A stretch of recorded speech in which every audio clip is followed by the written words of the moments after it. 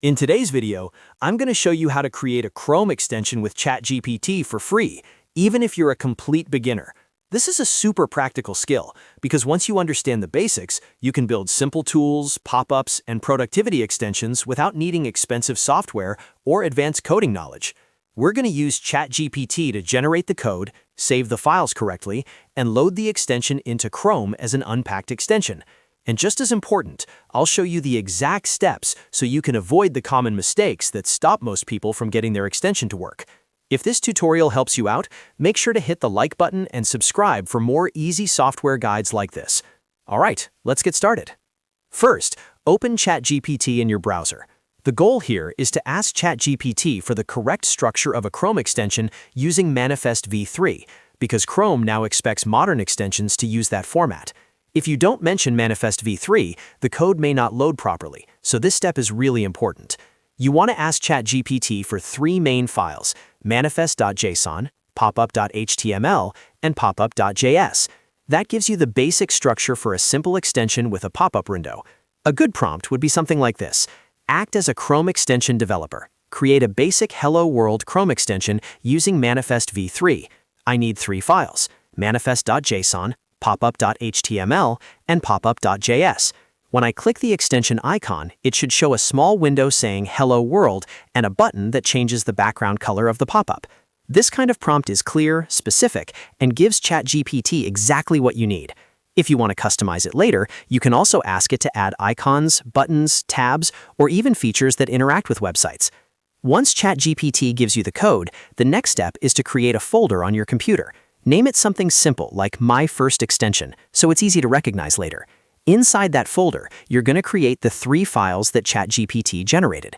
You can use a text editor like Notepad, Notepad++, or Visual Studio Code.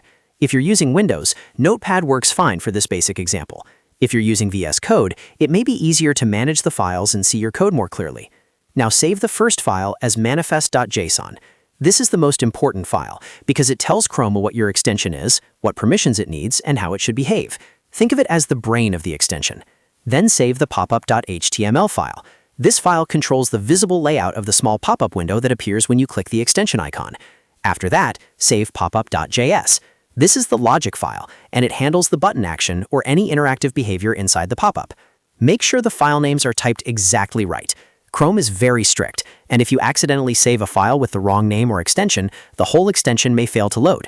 For example, if your file ends up as manifest.json.txt, it won't work. So take a second to double-check every file name before moving on. That small step can save you a lot of frustration. Now it's time to load the extension into Chrome.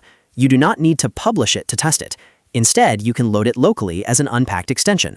Open Google Chrome and type chrome://extensions into the address bar, then press enter. This opens the extensions page where you can manage all installed extensions. In the top right corner, turn on developer mode. Once that is enabled, you'll see more options appear on the page. Look in the top left area and click Load Unpacked. A folder picker will open. Select the folder you created earlier, which is My First Extension, then click Select Folder. Chrome will scan the files inside that folder and attempts to load your extension. If everything is set up correctly, your extension should appear on the extensions page without errors. If there is a mistake in one of the files, Chrome usually shows an error message that helps you identify the problem.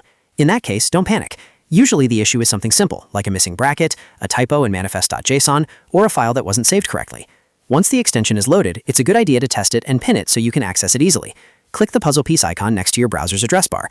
That opens the extensions menu. Find your extension, which may appear as My ChatGPT extension, or whatever name you gave it, and click the pin icon. This keeps it visible in your toolbar, so you don't have to open the extensions menu every time. Now click the extension icon itself. You should see your Hello World pop-up open up right inside Chrome. If your button changes the background color, try clicking it, and watch the pop-up respond. That means everything is working properly, and you've successfully created your first Chrome extension with ChatGPT for free. From here, you can start customizing it. You can ask ChatGPT to change the design, add more buttons, connect to websites, save user input, or build more advanced features. The great thing about this method is that you can learn by doing, and ChatGPT helps speed up the process by giving you a working starting point. As long as you keep your prompts clear and your files organized, you can create surprisingly powerful extensions even as a beginner. So to quickly recap, first you ask ChatGPT for manifest v3 code, then you create the folder and save the three files. Then you load the folder into Chrome using Load Unpacked, and finally you test and pin your extension. That's the full process from start to finish. If you found this helpful, please hit the like button, subscribe to the channel, and turn on notifications so you don't miss the next tutorial. Thanks for watching, and I'll see you in the next one.